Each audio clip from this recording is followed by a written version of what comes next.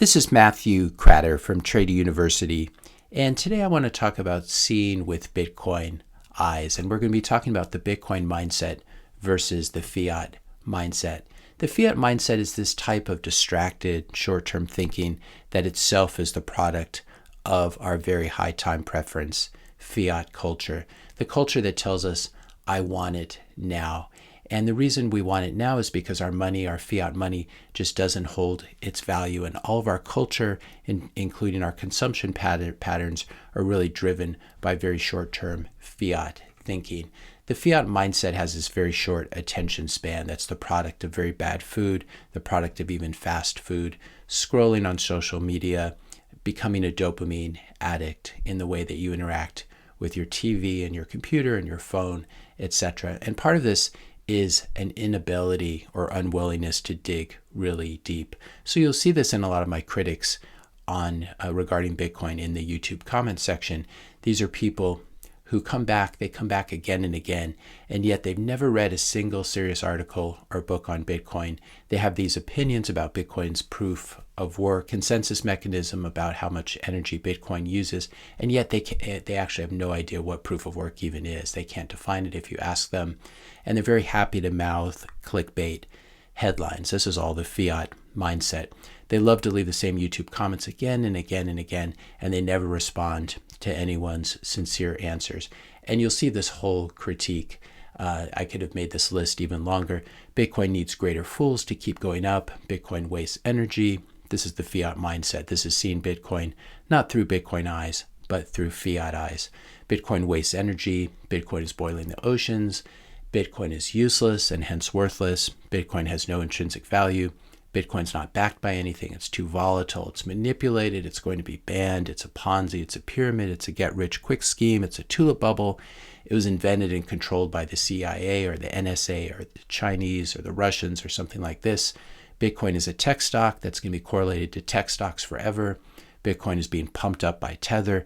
Bitcoin has been hacked by the FBI. These sort of things that if you go through and look at all 900 videos that I've made on YouTube, I address these things repeatedly.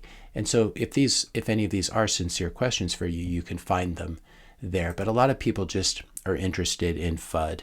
Obviously, this is what trolls do.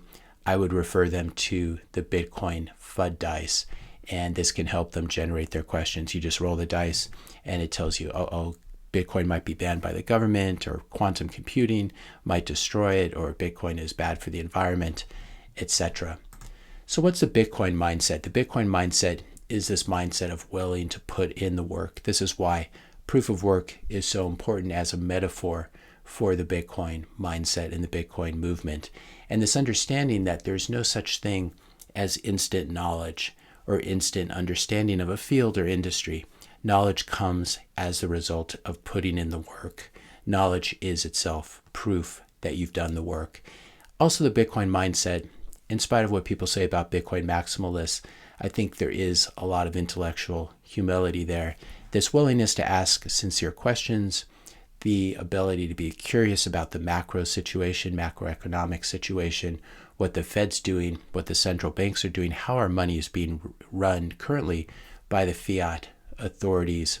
Also a curiosity about financial history, especially about the history of money, rather than focusing on a very, very narrow period of history like the present, rather preferring to understand it in the larger context of the history of money and understanding how Bitcoin fits into this. So again, here we're talking about the Bitcoin mindset. The Bitcoin mindset is more interested in tracking Bitcoin adoption, the growth of people hearing about Bitcoin and people talking about Bitcoin, the growth of the entire Bitcoin ecosystem, rather than being focused on short-term price movements. You'll always see my critics talk about how much money we've lost over the last year, etc.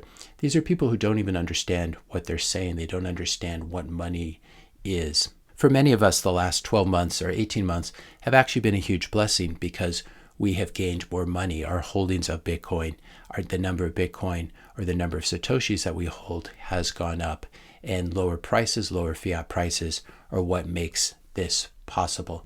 So I think if you have the Bitcoin mindset and you're focused on, on the long term and you're focused on the big picture, there are really two charts that are the most important chart. There's the log chart of Bitcoin, which looks just fine. We can see how weird the y-axis looks, where it goes from 22 to 50. It goes from 5,000 to 12,000. This is a logarithmic chart, and this is an important way of looking at assets that have gone up really rapidly in price.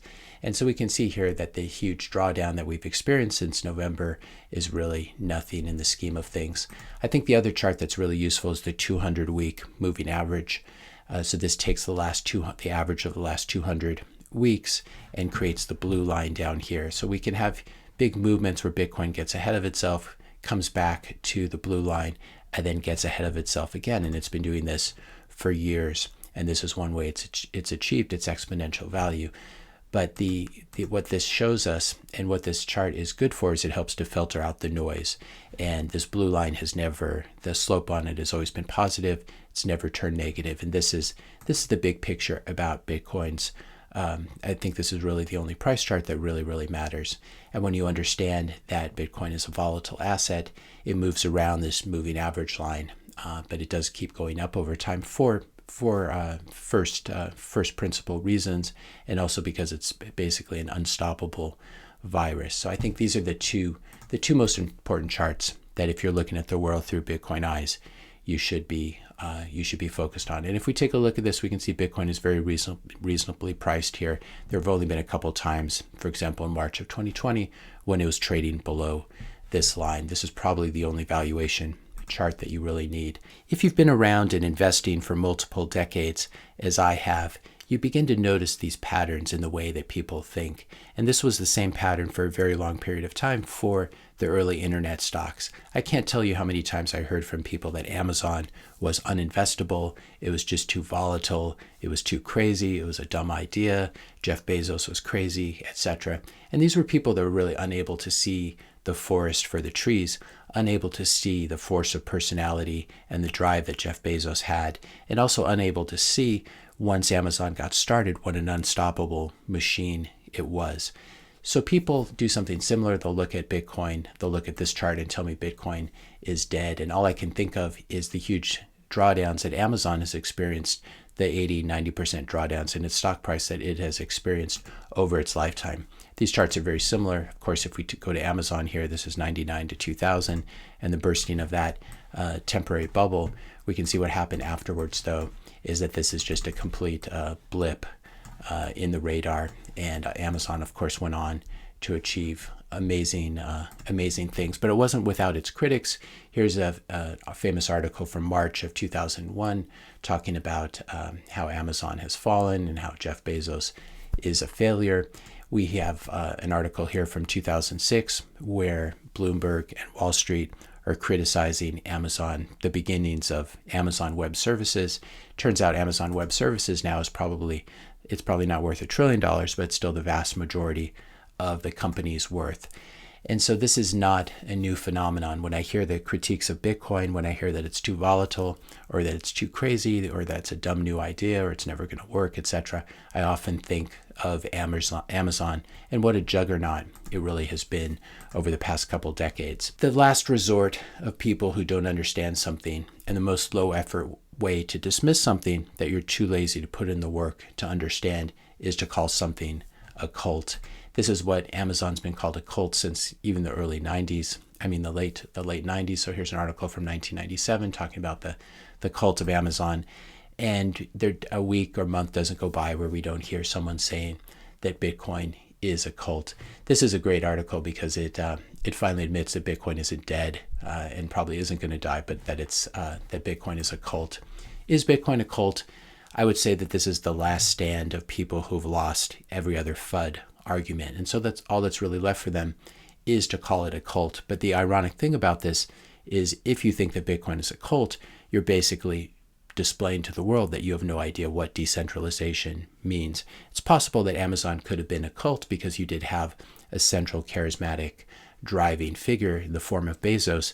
Certainly Bitcoin does not have that. It's this highly decentralized protocol. There's no one at the center. It's very messy the way it works. And so if it's a cult, it would be the first cult that doesn't have a leader and that operates in such a chaotic and messy and disorganized way. This is why I made this video today. I'm always struck by the paradox that two different people can view the same object and see it in so many different ways. And I think this is the same with Bitcoin. If you see it with Bitcoin eyes, you'll see one thing. If you see it with fiat eyes, you will see something else.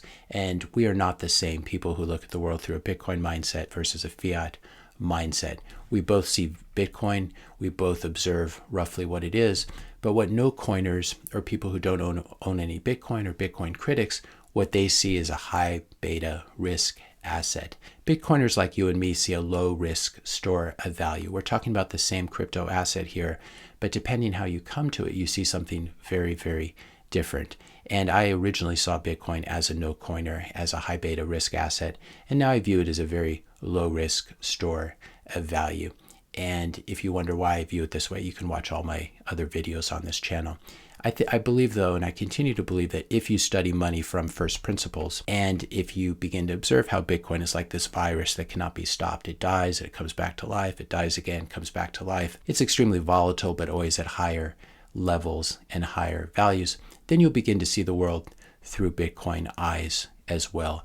And you'll no longer see a high beta risk asset that can just be banned or shut down. But what you'll see is the hardest, most sound form of money that's ever existed, this really low risk store of value that we're all lucky to have. If you found this video helpful, be sure to hit that subscribe and like button.